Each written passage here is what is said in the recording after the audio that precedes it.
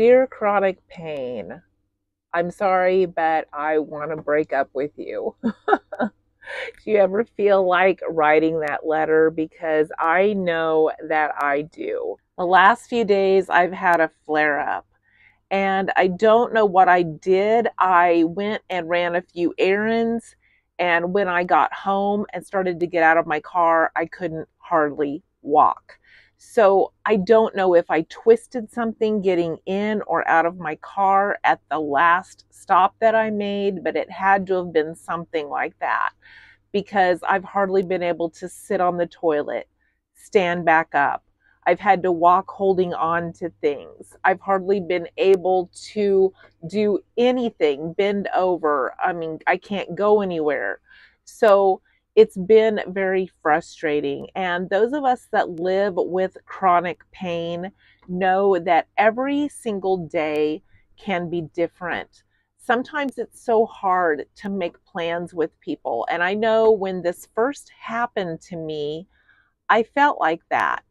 I felt like I couldn't make any advanced plans because I didn't know what that day would bring or how I would feel.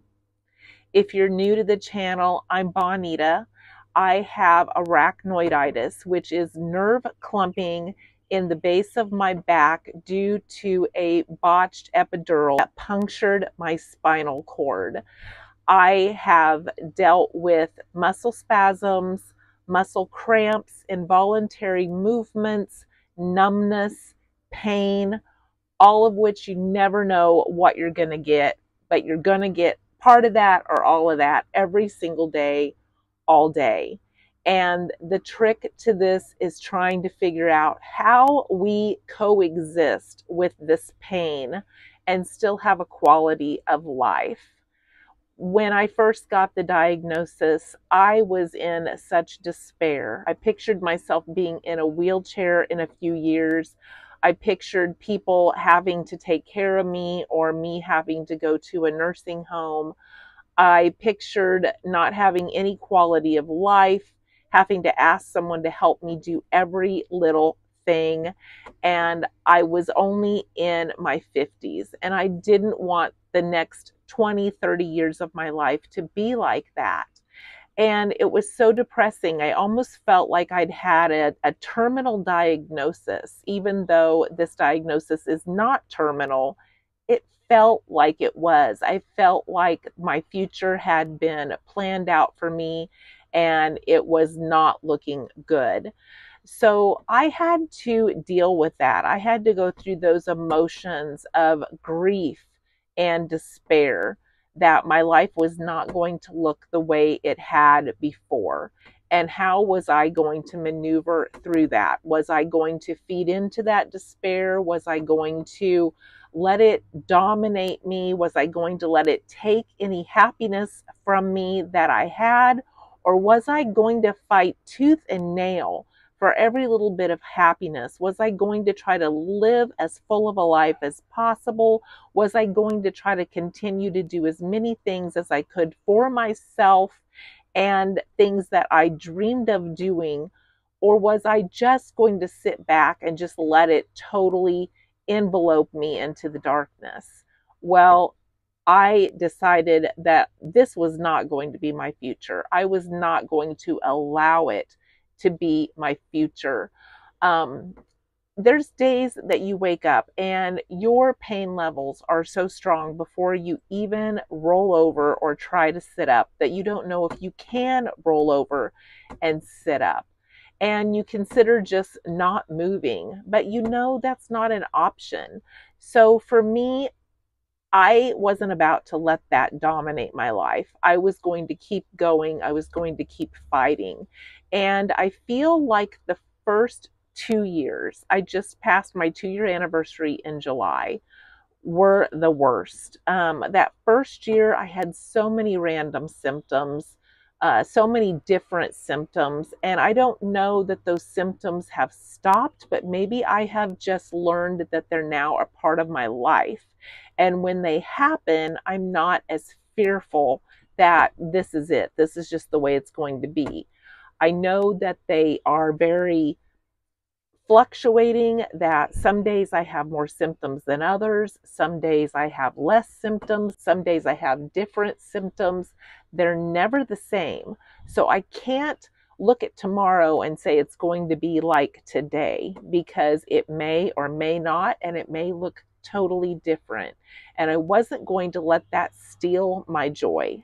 So there's days that, when this first happened, I felt like, should I listen to my body? Should I listen to my body and rest when I'm feeling like this? Or should I just fight and say, I'm not going to let this get the best of me? And that's where I've been. I'm not going to let it get the best of me. I am going to keep going.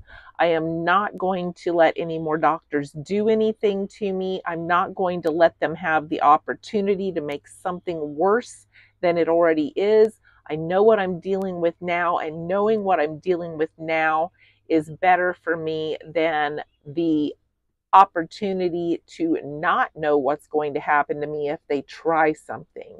I would rather stick with the known. So every day when I get up, it doesn't mean that I'm necessarily going to have a good day.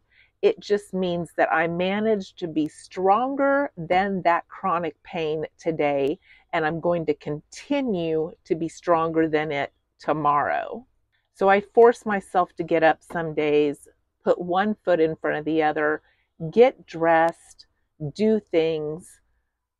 I try not to fall into that despair. Sometimes I'm praying and begging for relief, but I try to focus on finding happiness and contentment in every small thing.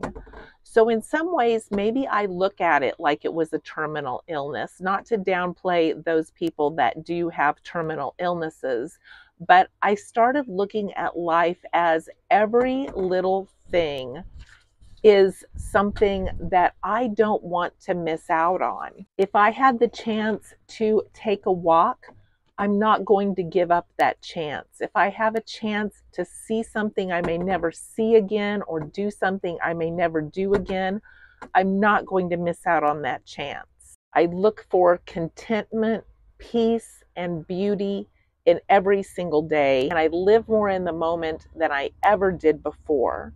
I don't take things for granted anymore, and I certainly don't take a good day with no pain for granted. Those are far and few between, but I cherish those days every single minute, and I live them to the fullest.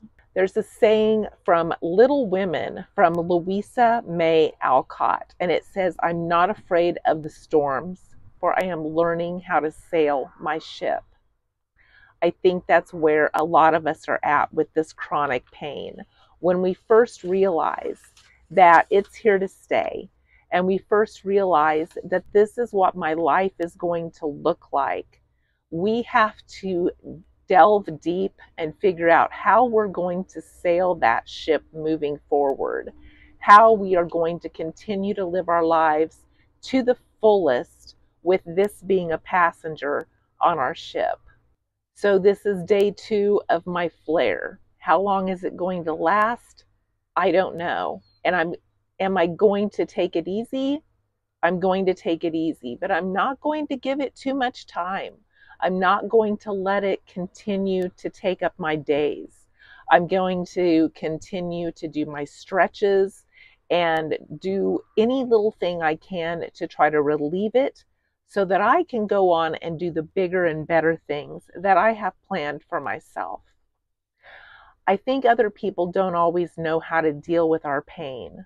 We have their sympathy and they try to comfort us, but even they, over time, don't know what to do when it continues day to day, just like sometimes we don't know what to do when it continues day to day. My middle daughter told me one of the last times that I saw her, she said, "We kids talked about this, and we thought that this condition would have brought you down quicker than it has. And we decided that if we needed to move you into a different house that was all one floor, that a walker could get into the bathroom, that we would all chip in and we would buy you a one-story house where you could get around." That was eye-opening for me, that my kids had had this conversation, that they didn't know how to help me, and that the only way they knew how to help me was to try to make my living environment easier for me to take care of myself. It also told me that I was masking my pain well, because they thought that this disease would have taken a hold of me sooner. And I say disease, but it's not a disease. It's a condition. It's a man-made condition that happened to me. And they thought that this would take hold of me sooner and that I would have been debilitated sooner. And the funny thing is I have pain all the time. I don't tell them about it. I don't want them to worry. I don't complain about it to them. I don't want them to worry. I live with it every moment, every day, but I try not to focus on it. And by doing that, they thought I was doing well. Well, not as well as they think, but I am not letting it get the best of me. When we have a gathering or when we have a family event, I'm not going to miss out on that. Sometimes I pay for it for a week or two after, with the pain that I have and with the hard time I have getting around after it. But I'm not going to miss out on those moments. So during those moments and during those family gatherings, they see me for that little increment of time and they think that I'm doing well.